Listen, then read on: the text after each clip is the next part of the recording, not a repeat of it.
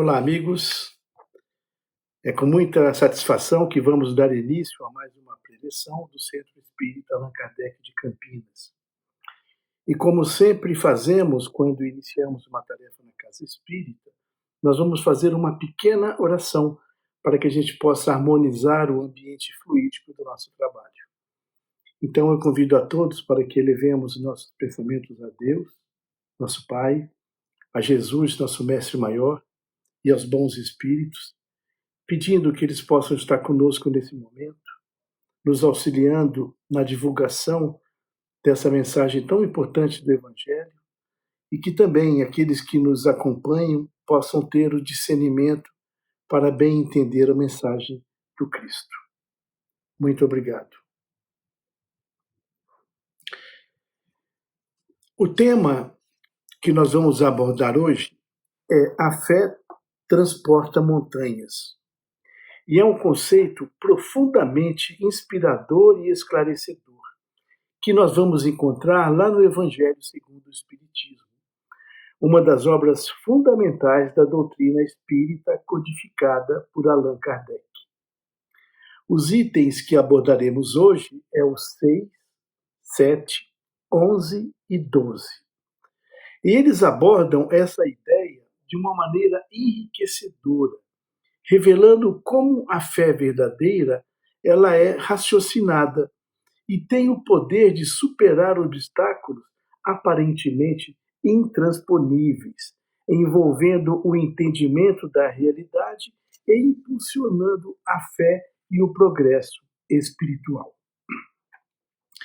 O ensinamento sobre a fé, que é capaz de transportar montanhas, é uma metáfora usada por Jesus para transmitir conceitos muito profundos sobre a fé e a força que cada um de nós tem no seu interior. Vimos na primeira parte desse capítulo que essa passagem do Evangelho não deve ser interpretada de uma forma literal, como se alguém pudesse mover uma montanha fisicamente através de um ato de fé. Não, não é isso. Em vez disso, a ideia central é destacar o poder da fé inabalável e da confiança nas leis espirituais e nas leis divinas. Esse sim é o ensinamento principal. A montanha, ela simboliza as dificuldades, os desafios e os obstáculos que encontramos na nossa jornada. Dificuldades tanto espirituais como também dificuldades terrenas. Ter fé capaz de transportar montanhas significa ter a capacidade de superar as adversidades, mantendo uma confiança inabalável nas leis divinas, no propósito espiritual e na capacidade do crescimento pessoal que cada um de nós tem. Falando em fé, como a gente poderia definir o que é fé? Uma forma bem simples de definir a fé é aquela que diz que fé é conhecimento, conhecimento das coisas espirituais. A fé sem conhecimento e sem raciocínio, ela é cega. E o perigo de se ter uma fé cega é o de aceitar tudo sem verificar, aceitar o verdadeiro como aceitar o falso, sem analisar o conteúdo e as suas consequências. Se isso for levado ao seu grau mais intenso, acaba produzindo o que chamamos de fanatismo. E é tudo que a doutrina espírita não quer que a gente seja, fanáticos. Ou seja, ela deseja que nós tenhamos fé, mas a fé raciocinada. Se essa fé for baseada no erro, mais cedo ou mais tarde, ela irá se desmoronar. Somente a fé apoiada na lógica e no raciocínio poderá se garantir tanto agora como no futuro, porque ela caminha lado a lado, de mãos dadas com o progresso. A fé não se resume a crenças cegas nem aos dogmas, mas sim a confiança que tem por um fundamento nos princípios da razão e na experiência individual de cada pessoa. Essa fé raciocinada é capaz de iluminar a mente e fortalecer o espírito através das dificuldades, permitindo que a pessoa encare os desafios da vida, mas encare com bastante confiança e com bastante coragem. O grande erro que a maioria das religiões cometem é a de pretender, cada uma à sua maneira, ter a posse exclusiva da verdade. E com isso, elas conduzem os seus seguidores a praticar uma fé sem raciocínio, uma fé cega, que não irá se sustentar com o passar do tempo. Ela pode durar por alguns instantes, alguns momentos, mas com o passar do tempo, invariavelmente, ela vai cair. A fé não se impõe, ela precisa ser o quê? Conquistada, adquirida. E ninguém está impedido de conseguir essa conquista, nem mesmo aqueles que são mais duros e resistentes a essa fé. Estamos falando de verdades espirituais básicas, e não de uma crença em particular, mas daquela verdade que buscamos no fundo do nosso coração. E se tivermos sinceridade nessa busca, a gente vai encontrá-la agora ou daqui a pouco, mais adiante, se a gente continuar perseverando. A busca da fé, ela exige mudança de atitude, principalmente para controlar dois sentimentos muito importantes, que são a causa também da maioria dos problemas do ser humano. Estamos falando do egoísmo e do orgulho, mas nem sempre estamos dispostos a fazer esse sacrifício. Nesse caso, falamos a nós mesmos: eu não acredito nisso. Não existe essa força maior, quando, na verdade, o nosso desejo é continuar conservando os sentimentos inferiores que temos muito forte dentro de nós, mantendo com isso os nossos vícios, que a gente até pretende eliminá-los, mas a gente não deseja eliminá-los. Se olharmos com cuidado ao nosso redor, vamos encontrar pessoas onde a fé parece que já nasceu com elas. E essa facilidade de assimilar essas verdades espirituais é um claro sinal de que essa pessoa já possui um progresso anterior. Ou seja, de alguma forma, ela já avançou muito lá no passado. E outras pessoas, ao contrário, por mais que tenham contato e conheçam, né, a fé, dificilmente entendem e aceitam as coisas espirituais, o que é sinal também da sua natureza ainda pouco evoluído, atrasado para essas coisas espirituais. Muitas vezes, a resistência que se vê na pessoa incrédula provém da forma inadequada que usaram quando lhes apresentaram as coisas espirituais, podendo trazer a incredulidade e a negação, porque elas acabaram sendo descrentes com aquilo que elas aprenderam, porque essa lição foi apresentada de uma forma inadequada. A fé, ela necessita, portanto, de uma base. E essa base é a inteligência e o entendimento perfeito daquilo em que se deva crer. E, para crer, não basta ver, é preciso, sobretudo, o quê? Compreender. Isso é mais importante, né? E principalmente, ou é principalmente contra essa fé que é confusa, que é fraca, que é vacilante, que aquele incrédulo que nós nos referimos anteriormente, ele se revolta, porque ele não consegue encontrar racionalidade nessa fé e ele acaba abandonando. A fé raciocinada, ela elimina todas as dúvidas, porque a pessoa crê. Crê porque tem certeza. E se ela tem a certeza, é porque ela compreendeu de fato o ensinamento que lhe foi transmitido. Kardec definiu com muita sabedoria que fé inabalável é somente aquela que pode encarar de frente a razão em todas as épocas da humanidade. Ela vale para o passado, como já valeu, vale para hoje e vale para o futuro, porque ela é pautada na razão. Isso quer dizer que o nosso parâmetro de fé ele pode ser modificado conforme os ensinamentos sejam atualizados. Com o tempo, né, pelo avanço da ciência, essa atualização pode acontecer, né? Ou por novas revelações que nos sejam trazidas pela equipe espiritual. A verdade, ela pode nem sempre ser a que a gente acredita que encontrou. Ou seja, a verdade pode ser modificada conforme o avanço do entendimento, né, aconteça. Para que a fé seja proveitosa, ela precisa ser ativa, para que se torne a mãe de todas as virtudes que conduzem a Deus. Mas como podemos tornar a nossa fé ativa?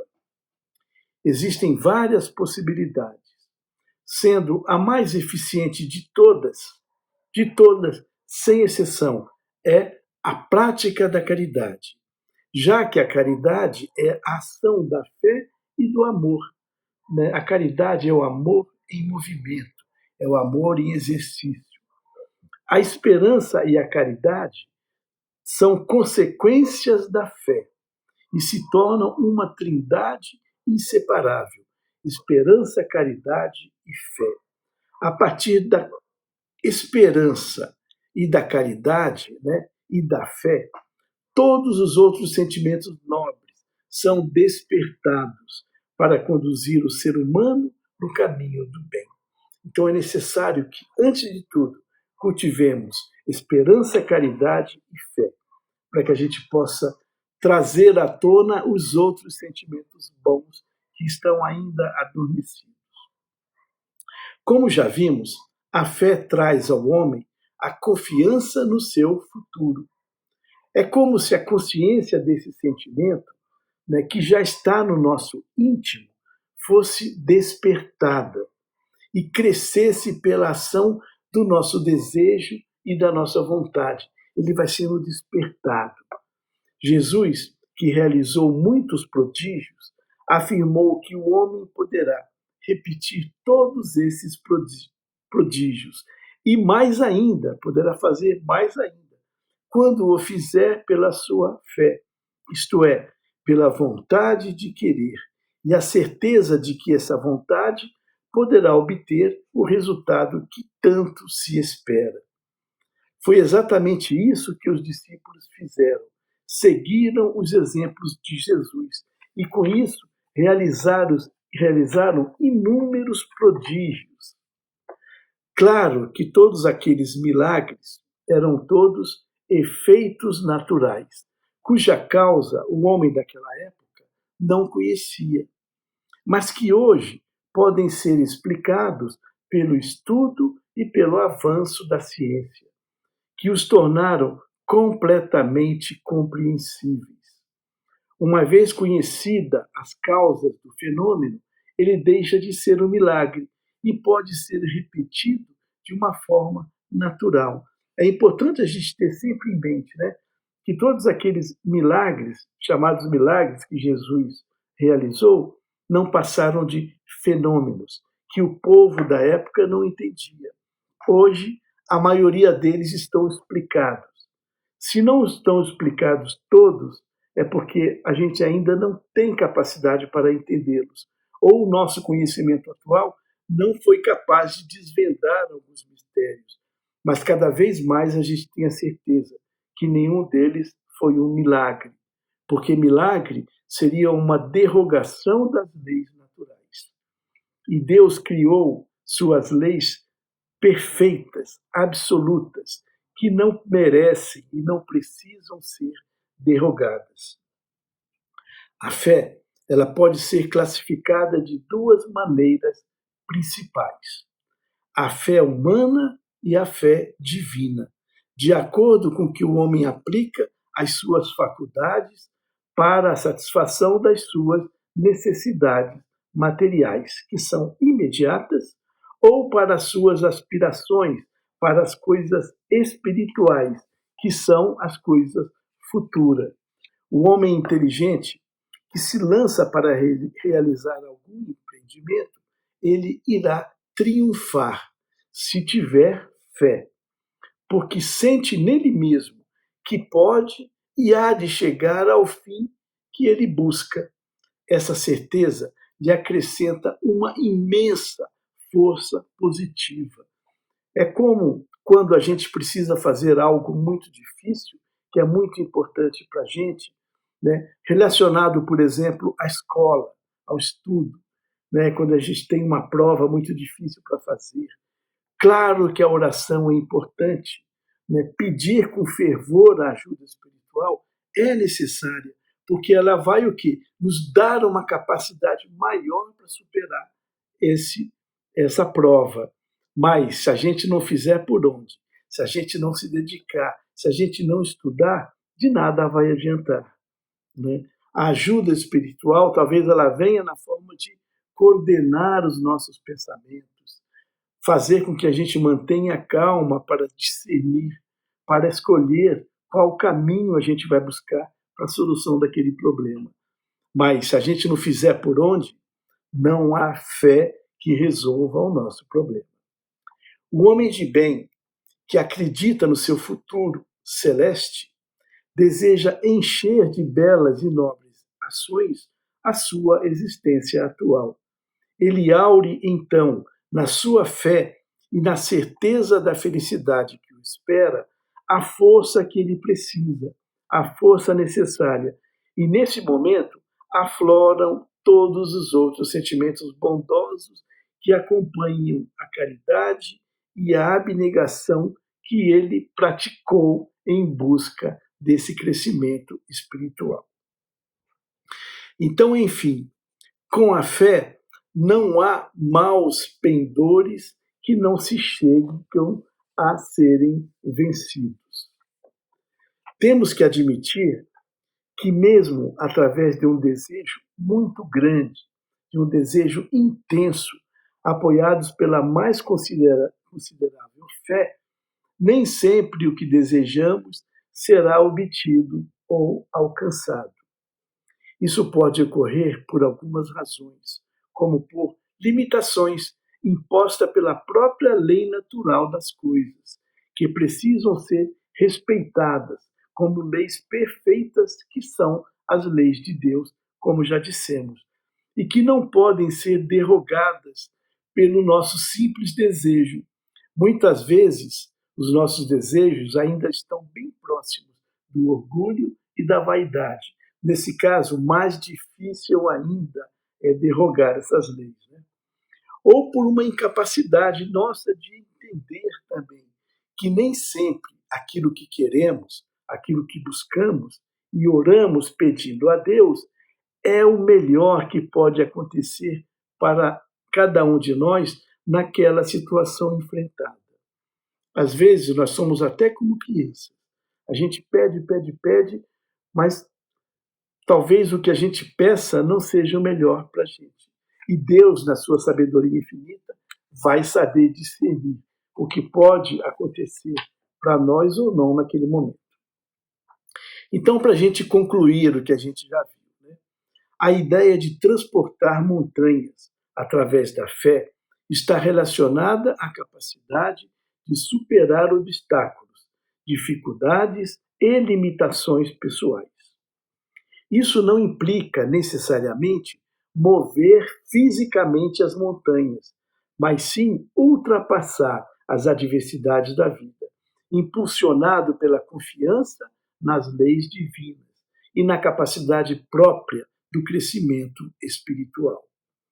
A fé está intimamente ligada ao conhecimento e à compreensão, conhecimento das coisas espirituais.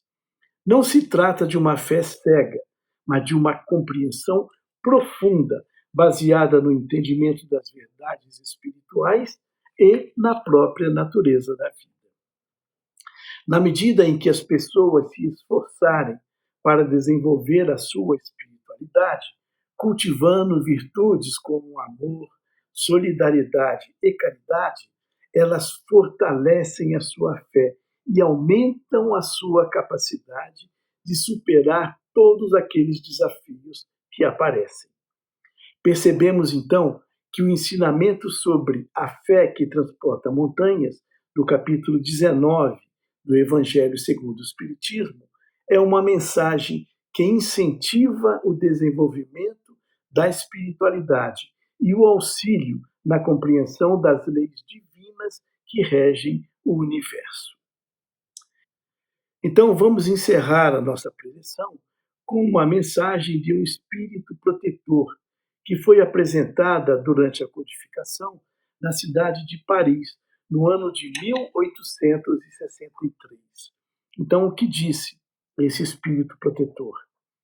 Se todos os encarnados se achassem confiantes nas forças que trazem em si mesmo e se quisessem colocar sua vontade a serviço dessa força, seriam capazes de realizar o que até hoje chamamos de milagres e que, no entanto, não passam de um desenvolvimento das faculdades humanas que cada um tem.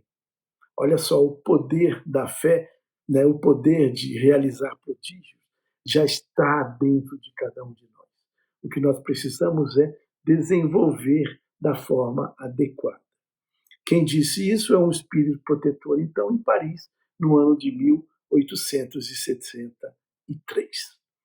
Então, fica aqui o nosso desejo e o convite que vocês leiam o capítulo 19 do Evangelho segundo o Espiritismo, particularmente os itens 6, 7, 11 e 12, né, cujo título é A Fé que Transporta Montanhas. Muito bem, e vamos então finalizar a nossa preleção convidando a todos para que juntos façamos um momento de doação, um momento de prática da caridade, que é a vibração. Então, uma vibração simples para a gente poder encerrar o nosso trabalho. Eu convido para que em pensamento todos me acompanhem nessa vibração. Então, elevando os nossos pensamentos a Deus e a Jesus, nós vamos vibrar nesse momento por todos aqueles que estão em necessidade, aquelas pessoas que estão abandonadas nos mais diversos lugares. Algumas estão abandonadas nos hospitais, nos asilos, nas casas de reclusão. Algumas estão abandonadas nas suas próprias casas, outras nas ruas. Algumas são até crianças, exatamente iguais a que temos em casa, e que passam por essa dura prova numa fase tão tenra da vida. Que nós possamos direcionar nossos melhores sentimentos e desejos a todas essas pessoas abandonadas, afagando com um abraço fraterno, desejando do fundo do nosso coração que a espiritualidade amiga possa auxiliar a cada uma delas, para que prontamente consigam sair dessa situação tão amarga que passam no momento.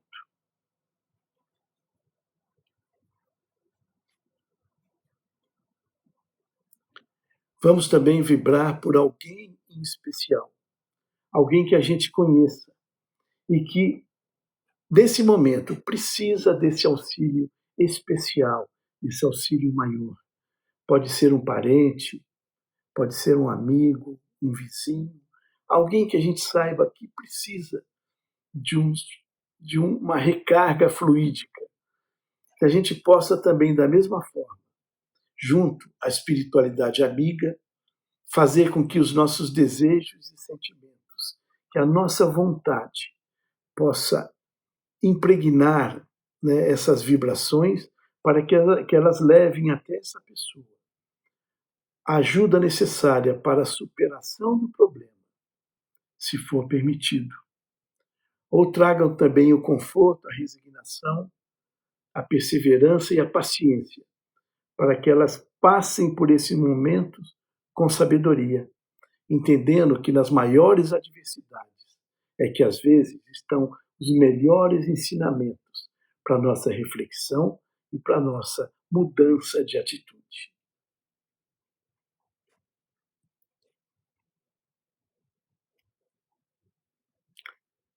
Vibremos também nesse instante pelos nossos familiares, nossos companheiros de jornada, toda a nossa família mais próxima, visitando nesse momento mentalmente o nosso lar, a nossa casa, fazendo com que esses fluidos benévolos possam substituir os fluidos de uma elevação inferior que, porventura, lá estejam na nossa casa, e na maioria das vezes, quando isso acontece, é devido à nossa invigilância.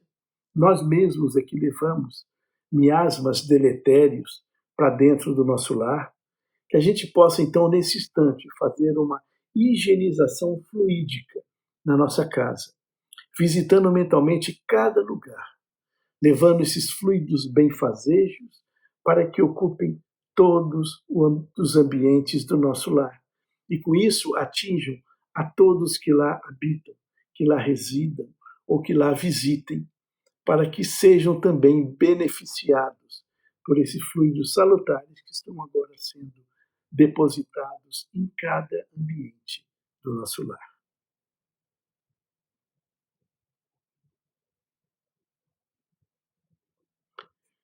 Dessa forma, então, dando graças à espiritualidade por essa oportunidade, nós vamos encerrando mais uma preleção do Centro Espírita Allan Kardec, desejando que tudo que aqui foi dito possa ser novamente rememorado, né, na leitura do Evangelho, que eu tenho a certeza cada um de nós se sentirá motivados para ler.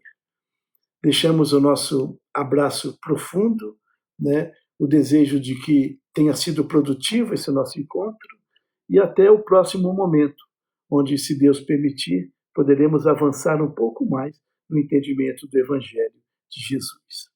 Saúde e paz para todos.